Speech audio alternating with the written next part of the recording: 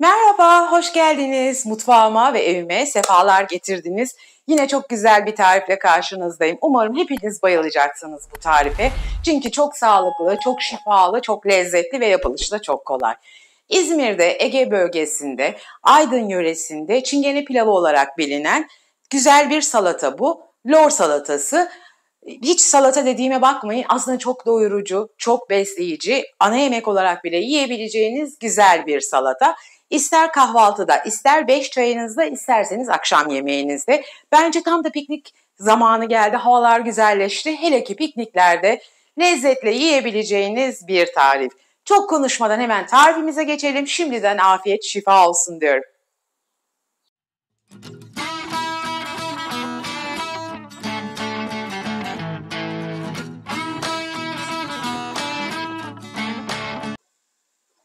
Şimdi önce 6 sap taze soğanımı güzelce ayıkladım ve yıkadım. Minik minik doğruyorum. Taze soğan ve yeşil otlar bu salataya lezzeti verecek ana başrol oyuncuları. Zaten şifalı olmasını da en çok bunlar sağlıyor. Hemen 5 dakikada şipşak yapılacak çok lezzetli bir salata. Yemeyenler mutlaka bunu yapıp denemeliler, tavsiye ediyorum. Doğradığım yeşil soğanlarımı da kasemin içerisine alıyorum. Şimdi önemli nokta. Yeşillik bolca kullanması gerekiyor bunda.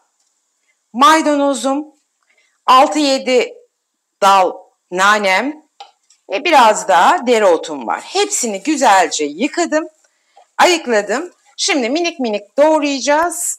Soğanlarımızın üzerine yollayacağız. Nanenin özellikle o mis kokusu bu salatanın lezzetine lezzet katıyor.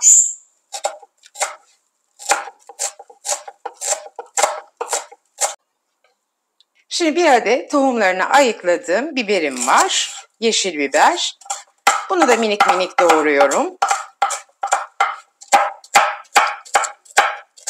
Yeşilliklerimden sonra biberimi de ilave edeceğim. Bir adet de domatesim var. Şimdi domatesimi ortadan kesiyorum. 4'e bölüyorum. Şu bölgelerinde gördüğünüz gibi çok fazla su var ve tohumlar var. Onları çıkarıyorum. Arzu edenler çıkartmayabilirler. Ama salatamı bozmasın istediğim için o tohumları, sulu bölümlerini ben çıkarıp atıyorum. Fazla sulandırmasın salatamızı. Önce bir bunları ayıklayacağım, ondan sonra doğrayacağım. Sulanmasını istemediğiniz yemeklerde ya da mezelerde bu şekilde mutlaka bu tohumları çıkarmamız gerekiyor. Şimdi doğradığımız bütün malzememizin üzerine 250-300 gram kadar lor peynirimizi koyuyoruz. Siz isterseniz çökelek de koyabilirsiniz ama bunun özü lor peyniri. Ege'nin dağlarında mis kokulu kekiklerle beslenmiş keçilerin sütünden yapılan lor peyniriyle yapılıyor. 2-3 yemek kaşığı kadar zeytinyağı, biraz çekme karabiber koyuyorum. Çok güzel lezzet katıyor çünkü. Bir çay kaşığı paprika koyacağım. O da güzel bir renk katacak. Olmazsa olmazı bir çay kaşığı da kekik. Dediğim gibi Ege dağlarındaki o mis kokulu kekikleri mutlaka kullanmak gerekiyor. Zaten o dağlardaki yörüklerin salatası bu. Bir yemek kaşığı kadar nar ekşisi ilave ediyoruz. Yarım da limonu sıkıyoruz salatamız olmak üzere. Geriye kalıyor sadece güzelce karıştırıp servis etmekte. Arzu edenler yeşil zeytin, siyah zeytin de koyabilir. Çünkü aslında bu salatada zeytinle de servis ediliyor. Ne yapmış Egeli yörükler?